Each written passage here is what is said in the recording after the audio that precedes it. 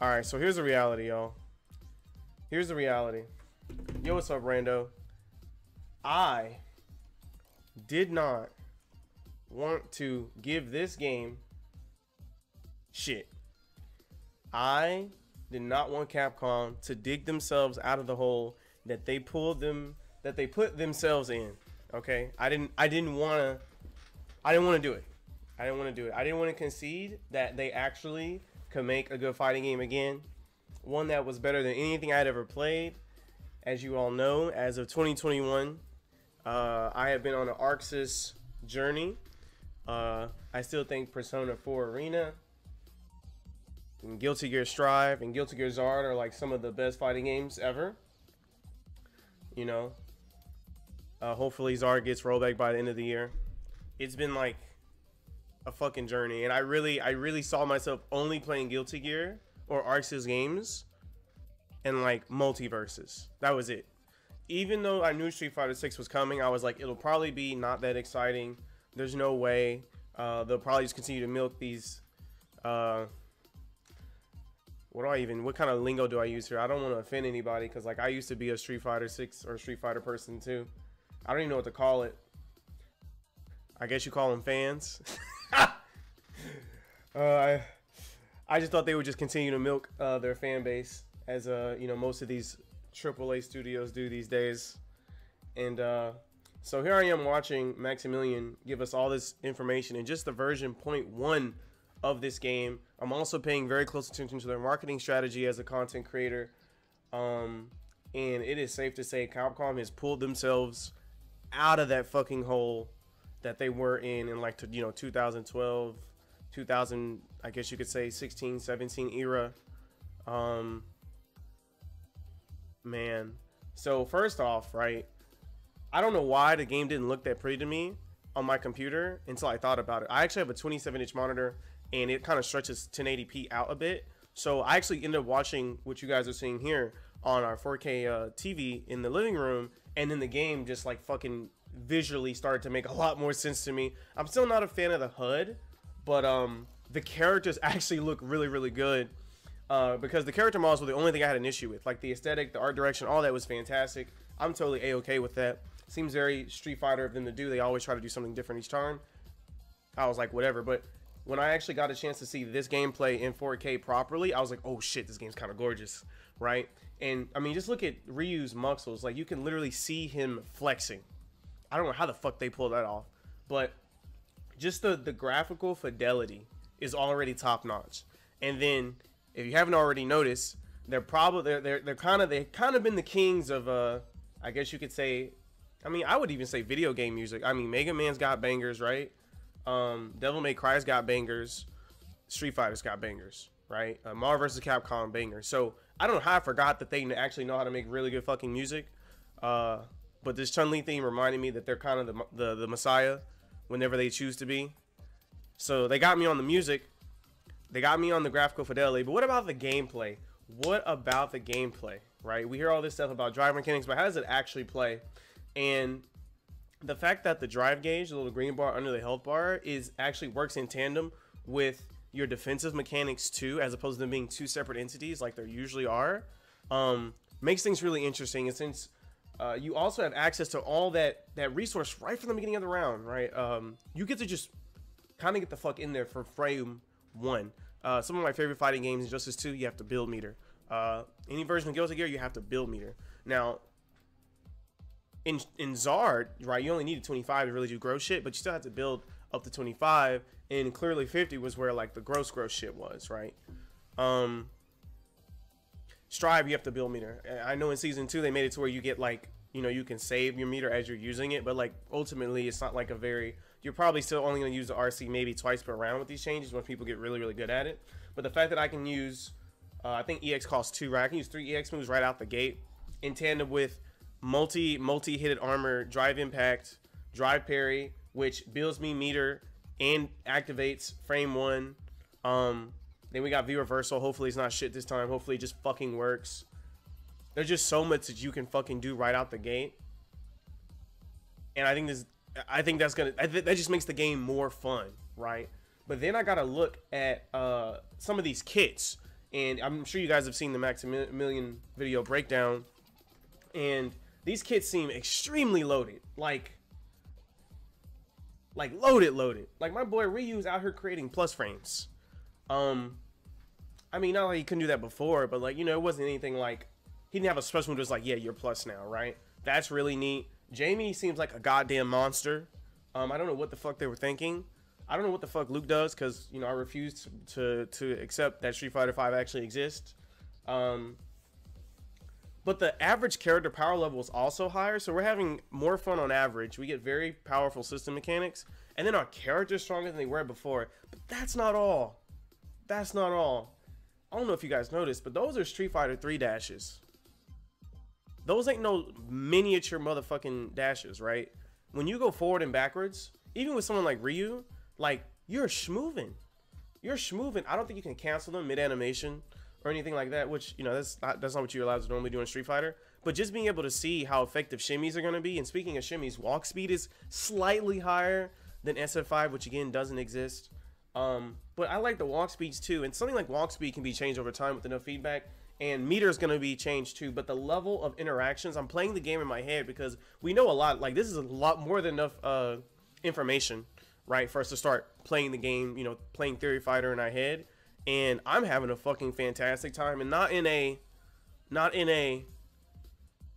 algorithmic way, more so in a, I can see how this, like, the first 3 years will play like this, and in the middle of the you know, like in the 3 years after that will play like this, and 3 years after that will play like this. I'm actually seeing like timeless fun in a way, because the game isn't, how do I put this, it's kind of like KOF, right? Guilty Gear Strive is very A to B, as in, like, character is gonna hit you and then they're gonna do something that's gross and then you're probably going to die, right? KOF has a bunch of different instances where when you hit them, you may not even get a combo. If you get a combo, it's not a hard knockdown.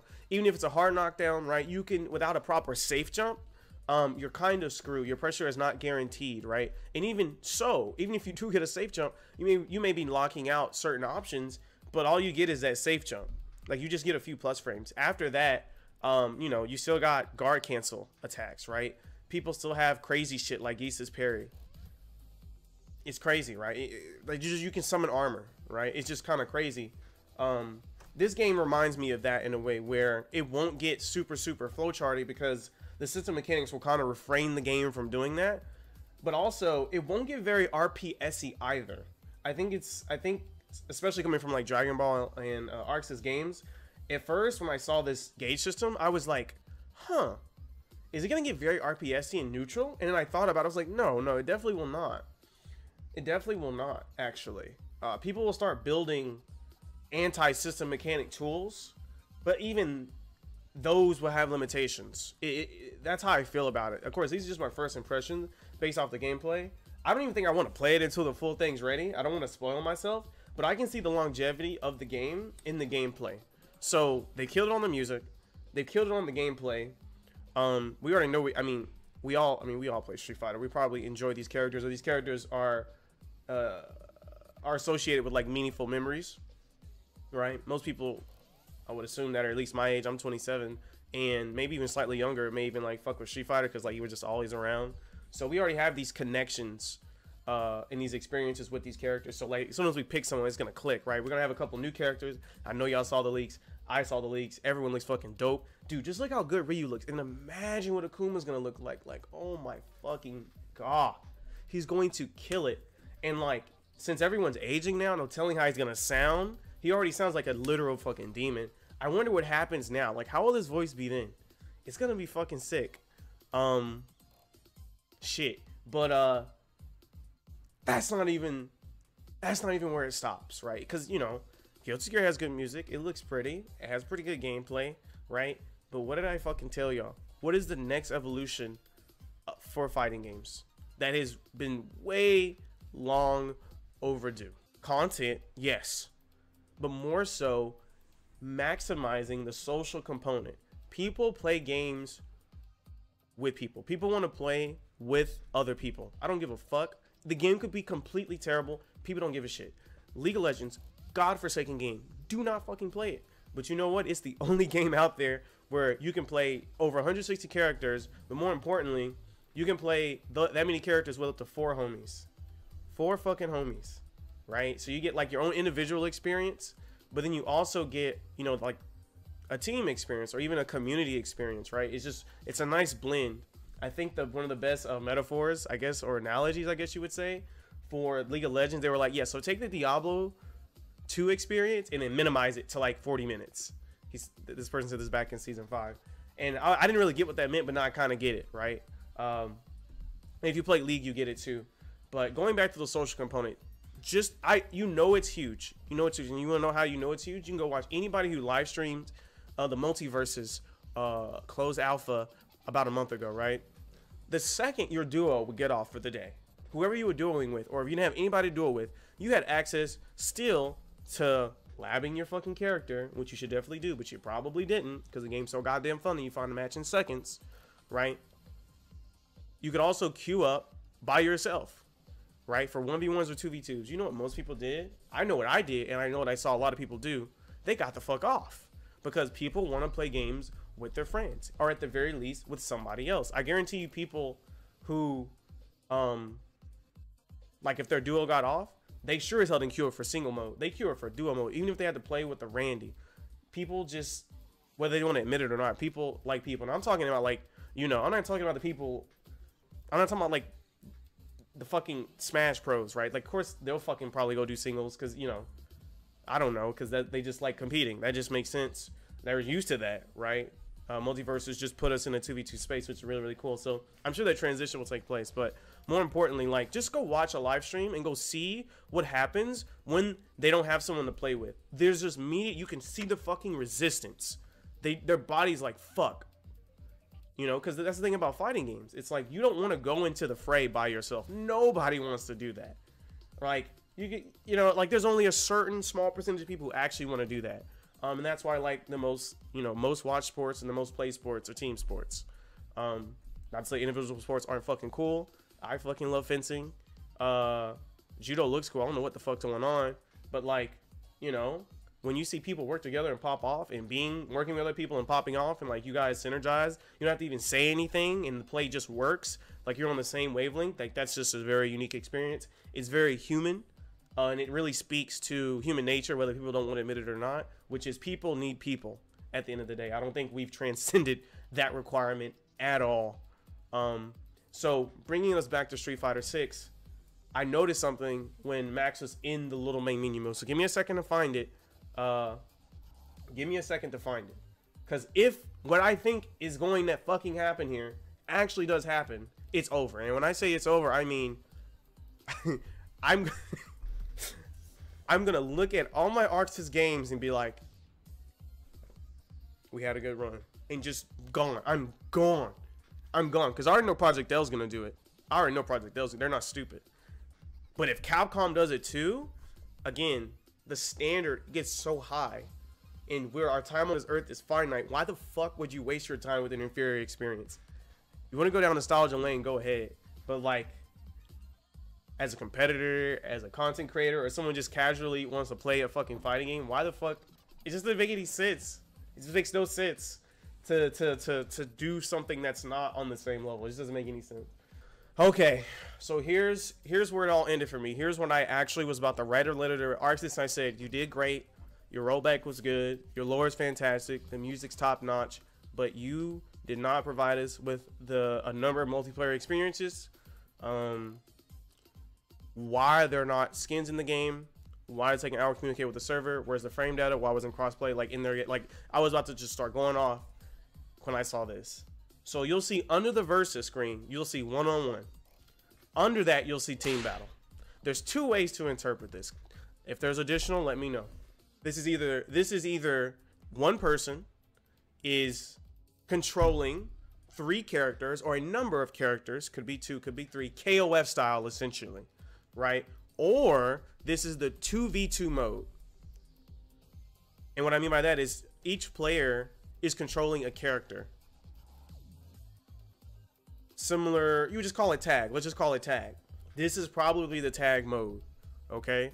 It's locked, which means it's Even if I don't, why would they go to KO? It would not be KOF. It just doesn't make any sense. Why the fuck would you do that? That doesn't make any sense. They're probably going to allow multiple players to control multiple characters on the team. That makes sense what I said, right? 2v2 essentially, which is I think the correct amount that like a traditional 2D fighter should have. I think 3v3 would be way too much. I think 2v2 is the special number. At the very least, it shows that they're exploring alternate game modes, which I have been saying since the beginning, like years before even Strive even came out. I was like, guys, we need to start having multiple ways to experience the game. No one wants to log on and get their ass beat every day. Go look at the Steam charts yourself. No one wants to fucking do that. Give people other ways to play the game. Riot does it. Fortnite does it. I think even MMOs do this. Give people other ways to play the fucking game than just playing the fucking primary mode. It doesn't make any fucking sense. Do it. If it comes in the single player feature, okay, whatever. But multiplayer is where it's at. People like people. Whether they want to say they like people or not. They at least like their people. A lot.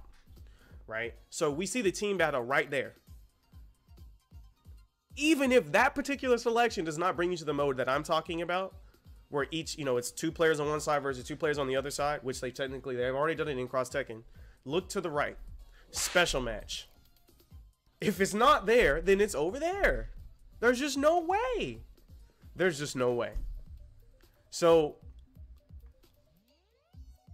I think it's about to be the Messiah. I'm just saying. I don't know. Oh, maybe not the Messiah. I won't go that far. I think Capcom is pulling themselves up. I saw this and I just basically said, it's a fucking wrap. It's a fucking wrap. There is no way I'm going to log on to Guilty Gear Strive with all of I have an extensive amount of knowledge and experience, and when I can go play this, me and Sparks can go be on the same team and just play the game together against 2 Randys online, against two other homies, crossplay, confirmed by the way. You know rollback's gonna be fine. They figured out rollback a long time ago, even though we don't like to talk about that. How could I actually lose here? Like I said, these neutral interactions are going to be very interesting.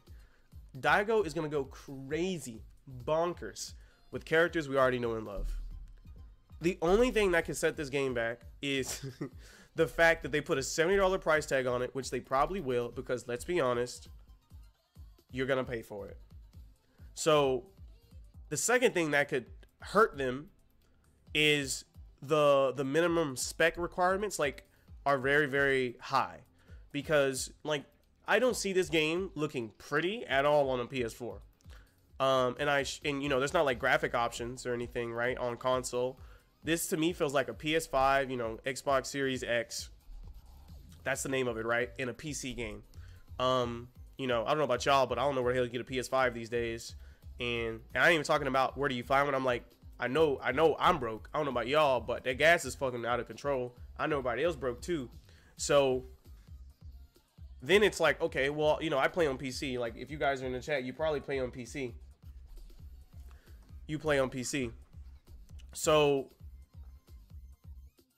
I don't know about y'all computer, but what did Sage M say? He said, I'm gonna get a list of people who cannot run Guilty Gear Strive on PC at 60 FPS. My point is, not a lot of people are running Strive on like medium settings with 60 frames per second. So how the fuck is a computer gonna handle this game? Even if they mod it down as much as possible, it's gonna be a struggle. And the game obviously is just the kind of game where it'll present itself in such a way where you kind of don't want to do that. You want the full experience. So I think that'll be the two caveats, right? I don't think it's gonna kill the game by any stretch. If they can charge people $70, chances are their primary demographic that they're targeting could afford all these things. But I'm talking about, out of the people who are going to dedicate a significant amount of time to it, right? Us down here in the trenches, I don't know, man. I don't even know if my computer will be able to handle this shit on medium. I don't know. But besides those two things, the gameplay looks fucking phenomenal. And it's going to have alternate game modes. And I'm not even getting into the online things, which we know will improve over time. And yeah, I am 100% sold on this game. It's going to be huge. And I don't mean like Street Fighter wasn't already huge. I just mean there will be some advancements that are going to raise the bar. And I think they've at least impressed me enough to the point where I think that how do I put this? If Project L comes out or we get an open beta, they will be on equal footing. Whereas before, I didn't think Capcom had a fucking shit of a chance. Is that a phrase that people say? I don't know. I think they had a chance, and they clearly have a chance. They have more than a chance. If anything, they can go toe to toe. And here's the beautiful part about it: they don't have to put themselves on Riot's level. What I mean by that is they don't have to make like a free-to-play live service business model. They can charge us 70 and then be like, all right, y'all, let's see how many of y'all go play Project L and actually dedicate and see how much money they make. And then depending on what happens, they can transition into a live service model. And I don't think anyone would be upset at them for doing that. They obviously had some elements of that in Street Fighter V, which doesn't exist, by the way. But I think they're on equal footing now. I don't know what Project L could actually do at this point, besides literally be free to play, that would like give them the edge. Probably single player content, probably a more consistent content flow, even though I don't know how the fuck they would pull that off. Because this game's, I mean, judging from those leaks, this game's gonna come out with a pretty decent roster of characters we actually want. I don't know how the fuck Fang and Akali got in Street Fighter V. But yeah, I'm just super impressed with this game. I did not think I was going to be a Street Fighter fan ever again, and here I am. So that's me putting my whole confession out there. There you go. People have been asking me, like, what do I think about the game? And it looks good. And I'm not talking about, like, how it looks. I'm talking about the gameplay. We're going to get neutral interactions we have not done before. And we're going to be revisiting some neutral interactions haven't had to do in a long time, namely around the parry mechanic, which is going to be interesting. I really don't know how it's going to go, because like, how do you frame trap someone if they just has a 1 frame parry? Like, what the fuck, right? But it can't be it's not going to be Throw Fighter 6, is it? I don't know. It's so interesting. It's going to be so interesting. It's going to be so interesting. I don't even know how you would play this game. I'm trying to solve Street Fighter 6, and I don't know how you would do it. So anyway, we're going to let this gameplay breakdown rock for a bit. I know you guys probably seen some of it. Maybe I'll skip in the middle if you guys said you've already seen the beginning. But that's my little spiel. There you go. I don't see how this game is not magnificent. I've tried. I think the last thing I want to do is say, you know... Y'all know that scene in SpongeBob where I think he's like Squidward's trying to imagine Squilliam naked, and then like he's like thinking really hard, and then he's like buffing shit, and he's like, fuck, he's hot. And that's me. I'm literally trying to imagine Street Fighter 6 not be good. I don't want it to be good, but it's great. That's my current outlook right now. And this is even its final form. It'll only get better with community feedback. The only reason I could probably justify them giving us this much information is because I think the game's been in development for 8+ years. So I think it's been ready. And they're gonna an open beta is probably coming to us around Evo or October. Those are my guesses. And then they're gonna listen. Max says he actually is with like some of the higher ups were at the event, I think, for Silver Game Fest. So like they're ready to, they're entering, I think you would call this beta testing, where they're getting outside feedback and then making adjustments in relation to it. And if it's June right now and the game comes out probably February 2023, if it comes out any later than that, which is fine with me, the adjustment they can make could be very, very vast. I don't see how this game doesn't just get better and better and better over time. So yeah, that's the last thing I want to say.